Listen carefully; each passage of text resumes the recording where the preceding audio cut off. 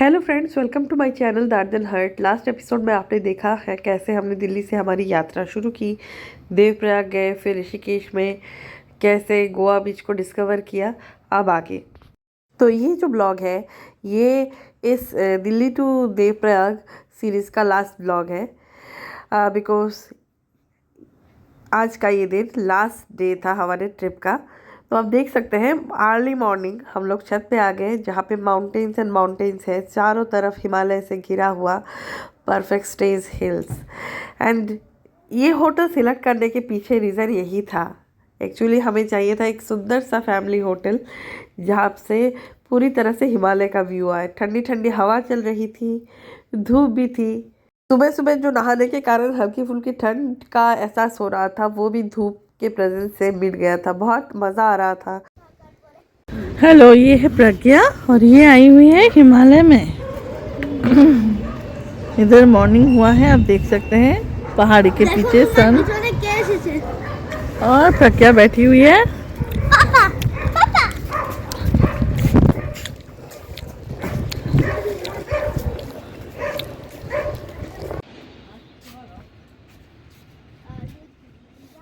तो हम दोनों के साथ प्रज्ञा के पापा भी छत पे आ गए। तीनों टहलने लगे हम लोग। और ये तब सुबह के 7:30 जैसा बजा हुआ था। तो बहुत टाइम भी हमारे पास था। हम लोग 11 बजे एक्चुअली लीव करने वाले थे होटल को। तो हमने डिसाइड किया था कि यहाँ पे जितना हो सके टाइम स्पेंड करेंगे, क्योंकि ये मोमेंट हमें नहीं मिलने वाला इजीली नेक्स्ट टाइम। तो सुबह सुबह का टाइम था ना, इसीलिए शायद बाकी होटल के जो को रेसिडेंट्स थे वो लोग भी नहीं उठे थे, तो पूरा का पूरा छत खाली था। तो ये भी बहुत बड़ा प्लस पॉइंट था कुछ फैमिली टाइम स्पेंड करने के लिए।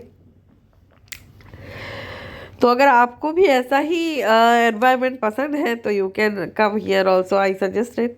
बहुत मज़ेदार जगह है। बाहर निकलते ही 2-3 स्टेप बाहर जाएंगे तो ही आपको मार्केट मिल जाएगा, और पार्किंग भी है, और इतना सुंदर बढ़िया सा छत भी है। और क्या चाहिए, निश्चिंत। उतने में मम्मी भी तैयार हो गई और उनको भी हम छत पे ले आए कि थोड़ा सा धूप सेक ले और मज़े भी ले ले। तो अल्टीमेटली हम सभी लोग छत पे आ गए थे। And Pragya was very happy. अच्छा, प्रज्ञा के हाथ में जो आप क्यूटी सा पपी देख रहे हैं ना, ये उसका फेवरेट पपी है जो उसने हेमले से लिया था, और उसके बर्थडे में मैंने उसको गिफ्ट किया था। सो वो कहीं पे भी जाती है इसको लेके जाती है। अच्छा, थोड़ी देर में हम निकल गए। तो बाहर निकले ना, निकलने के बाद हमें एक बहुत ही सुंदर सा बहुत बड़ा सा पत्थर का बना हुआ ये बाइक दिखा। ये एक रिसॉर्ट का एक्चुअली एंड पॉइंट है। उन्होंने ही इसको सेटअप किया है, राज रिसॉर्ट। तो मैं और प्रज्ञा दोनों सोच रहे थे किसी भी तरह से अगर इस पे चढ़ पाते तो। तभी क्लीनर अंकल आए तो उन्होंने गेट खोला और सफाई कर रहे थे, नीचे देख सकते हैं आप।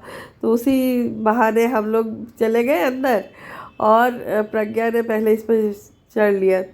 तो उसको चढ़ाते चढ़ाते एक्चुअली मेरा भी मन हो गया। मैंने भी सोचा क्यों ना मैं भी बैठ जाऊँ इसके ऊपर। तो मैं भी बैठ गई। और एक्चुअली ये जो पॉइंट है ना, ये शाम को खुला होता है, 11 बजे कभी नहीं खुला होता। तो शायद ये जो मेरी मन की इच्छा थी तो भगवान ने ये पूरी कर दी। तो फिर हम गाड़ी लेके निकल पड़े होटल को बाय बाय बोल के। और ये रास्ता है चिला रोड, ऋषिकेश का चिला रोड। हम लोग नॉर्मल रास्ते से आ सकते थे, बट ये रास्ता हमें बहुत पसंद है। ये राजा जी नेशनल पार्क के अंदर होके जाता है और बहुत ही बढ़िया है। ये देख सकते हैं आप, ये कनाल है और इतना सुंदर हरा भरा जंगल, मतलब कुछ अलग ही फील आता है।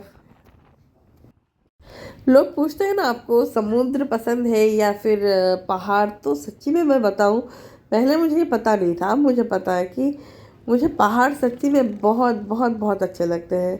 मुझे लगता है कि ना, मुझे अपने अस्तित्व का होना जो है उसका एहसास दिलाता है पहाड़। क्योंकि पहाड़ के सामने आई रियलाइज कि मैं कितनी छोटी हूँ प्रकृति के सामने, और मुझे लगता है ये चीज़ हर एक के लिए लागू है। तो कार चलती रही और हम आगे बढ़ते रहे टुवर्ड्स दिल्ली। 1-1.5 घंटे के ट्रिप के बाद बहुत ही बढ़िया सा एक मॉल जैसा होता है ना, सेंटर बोलते, सिटी सेंटर जैसा इलाका मिल गया। वहाँ पे हम लोग उतरे और हल्दीराम का जो शॉप है वहाँ पे बहुत ही बढ़िया वेज फूड मिलता है। मुझे तो हल्दीराम का और बीकानेर वाला दोनों का ही फूड बहुत पसंद है। तो वहाँ पे हम गए। मम्मी ने पनीर राइस लिया, प्रज्ञा ने लिया नूडल्स भी लिए थे, नूडल्स, और प्रज्ञा के पापा ने छोले भटूरे। उसके बाद वहाँ पे बहुत सारे वो बच्चों वाले कार होते हैं ना, वो प्रज्ञा को चढ़ने का मन होने लगा। तो फिर प्रज्ञा बैठ गई और प्रज्ञा जी की निकली सवारी।